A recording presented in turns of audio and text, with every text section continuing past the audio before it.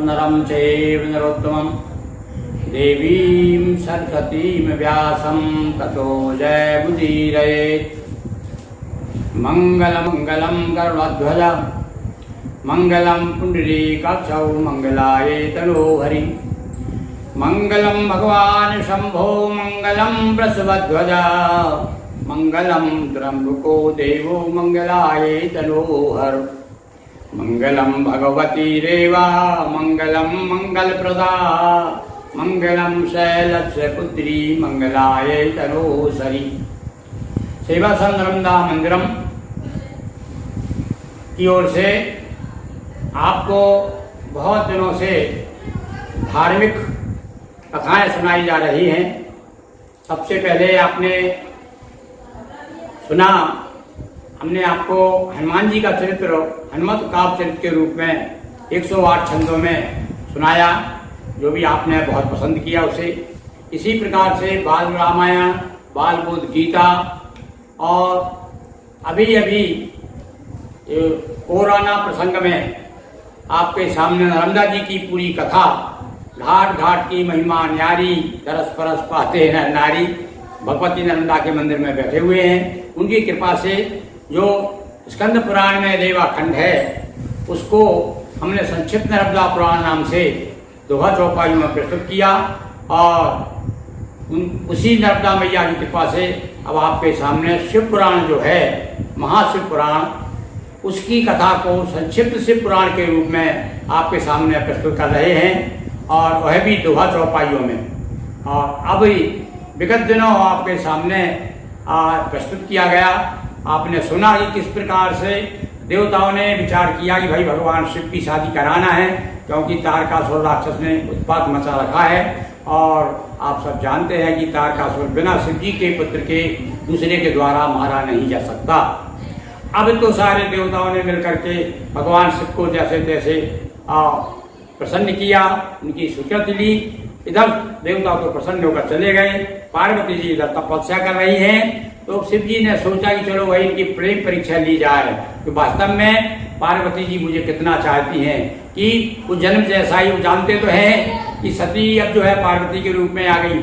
अब देखिए लौकिक व्यवहार की दृष्टि से वो सप्त ऋषियों को बुलाते हैं और सप्त ऋषि आकर के भगवान शिव की निंदा करते हुए और थाह लेते हैं पार्वती के मन की कि आखिर पार्वती क्या चाहती है। देखिए इसे दोहा चौपाइयों में। शिव आज्ञा से सप्त ऋषि गए गिरिजा के पास। भगवती पार्वती गंगा के तट पर जो है हिमालय में तपस्या कर रही हैं और सप्त ऋषि जो है भगवान शिव की आज्ञा लेकर के परीक्षा लेने, और कह दिया था भगवान शिव ने कि तुम उनके साथ छल कपट करना भाई हैं, और ऐसी ऐसी बात करना जिससे देखे मालूम पड़ जाए कि वो कितना चाहती है मुझे। तो शिव आज्ञा से सप्त ऋषि और गए गिरजा के पास, और शिव विषय के अनुराग में उमा फैलया पास। ये देखने के लिए कि उमा फैल होती है कि पास होती है, मेरे प्रति क्या उनका अनुराग कितना है, प्रेम कितना है। अब सप्त ऋषि आते हैं। याद किया शिव ने ऋषि आए, सप्त ऋषि आशीष नवाए। क्यों ही याद किया, भगवान ने स्मरण किया, सप्त ऋषि आ गए, आकर के प्रणाम किया, पूछे कहने लगे महाराज क्या क्या है। तो शिव बोले गिरिराज कुमारी मम हित तपो करती है भारी। शिव जी कहते हैं कि गिरिराज कुमारी पार्वती जो है तपस्या कर रही, और मेरे लिए मैं जानता हूँ मेरे लिए तपस्या कर रही है, तुम जाके उनकी प्रेम परीक्षा लो। ऋषियों पार्वती ढिंग जाओ, छलयुत बातों से भरमाओ। कोशिश करना उनको भरमाने की, उनको समझाने की कि तुम ये क्या कर रही हो, किसका व्रत कर रही हो, किसके लिए तप कर रही हो। तो ऋषियों पार्वती ढिंग जाओ और छलयुत बातों से भरमाओ। दृढ़ता का वाला सत्य ज्ञात कर, दृढ़ता वाला सत्य ज्ञात कर, आओ प्रेम परीक्षा लेकर। और जाइए प्रेम की परीक्षा लो कि वाकई में वो कितना चाहती है मुझे। पहुंच सप्त ऋषि कर अभिवादन, पूछा तप करने का कारण। सप्त ऋषि जब पहुंच गए तो बड़ा आदर किया पार्वती जी ने और प्रणाम करके और बड़ा आदर सत्कार किया। तब ऋषि पूछते हैं कि देवी, अरे आप किस कारण तपस्या कर रही हैं? हमारे मन में उत्कंठा है कि आप इस उम्र में जो है और किसके लिए इतना शरीर सुखा रही हैं। उमा कहा गुरु शिक्षा पाकर और मैं बिठा लिए शिव शंकर।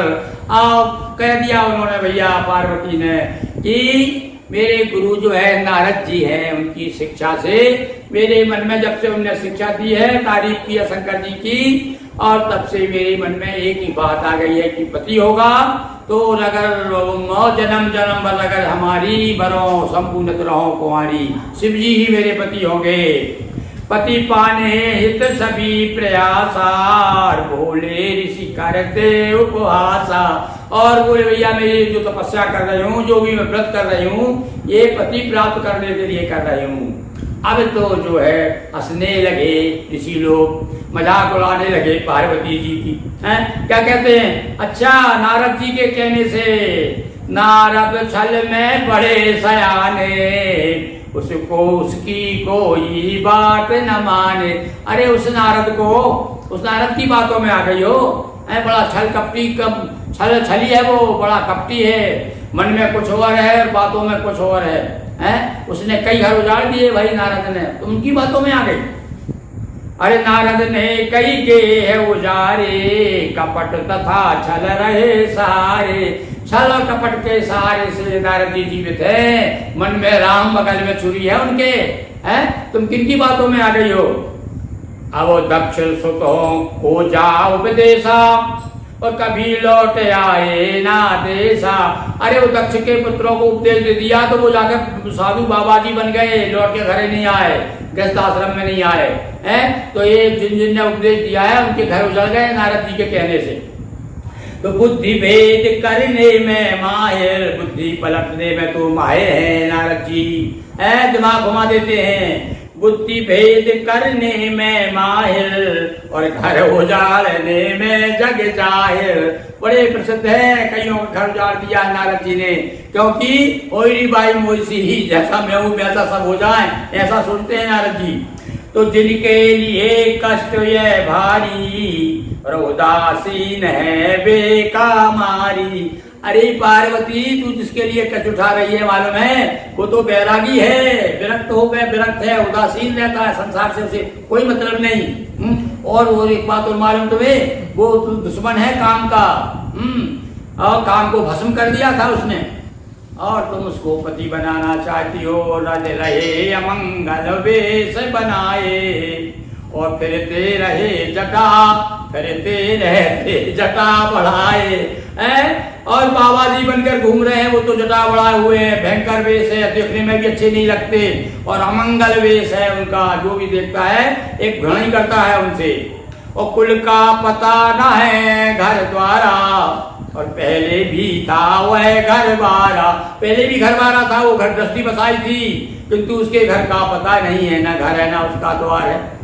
सब जानते हैं, पढ़ा रहता, कहीं भी गुफा में बैठ जाए, कहीं पेड़ के नीचे पढ़ के पेड़ के नीचे बैठ जाए, कहीं भी बैठ के तपस्या करने लगे, उसका कोई ठिकाना नहीं है। और पहले भी कर चुका विवाह, किंतु कहाँ कर सका निवाह। अरे निर्वाह नहीं हुआ उससे, पहले भी एक शादी, मतलब वो तो विधवर है, पहले भी शादी हुई थी उसकी। तो कहते हैं दोष लगा करके अपनी पत्नी पर झूठा दोष लगा के और उसे मरवा दिया उसने। उसके कहने में तुम कैसे आ गई? और दोषी मान सती को त्यागा, और तुमसे कर ना सकेगा रागा। तुमसे अनुराग नहीं कर सकेगा। तुम चाहती हो पति का प्रेम मिले।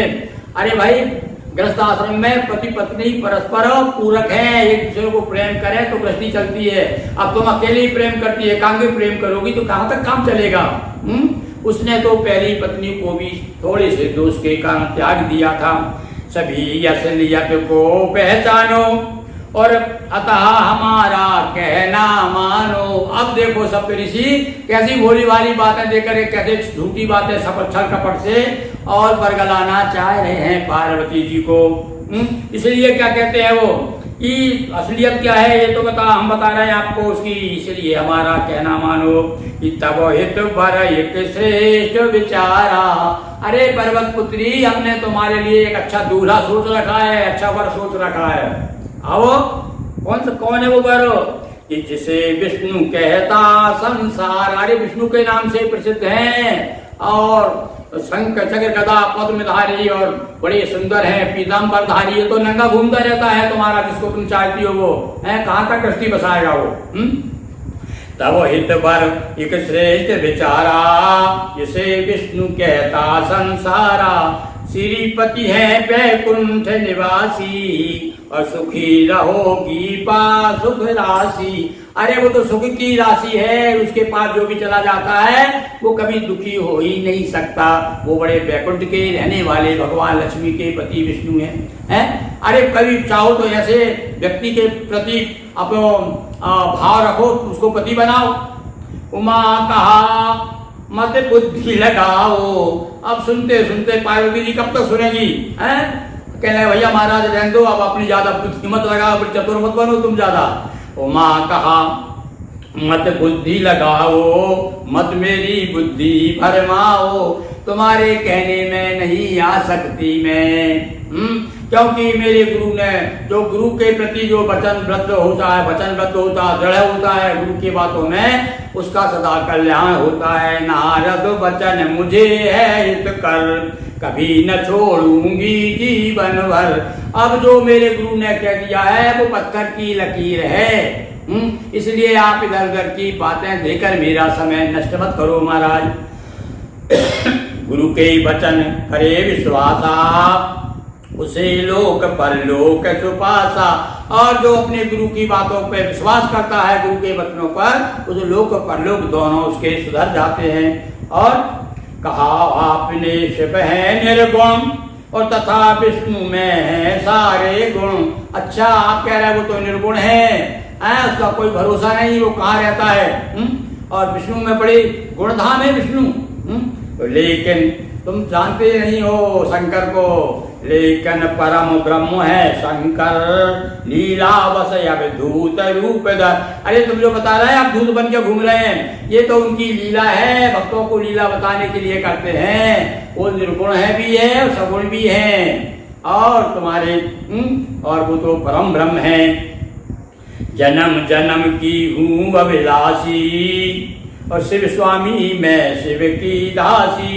और जन्म जन्म से पहले भी मैं हर जन्म में जो है भगवान शिव की पत्नी के रूप में रही हूँ। इसलिए मैं शिव को छोड़कर दूसरे के साथ जा ही नहीं सकती।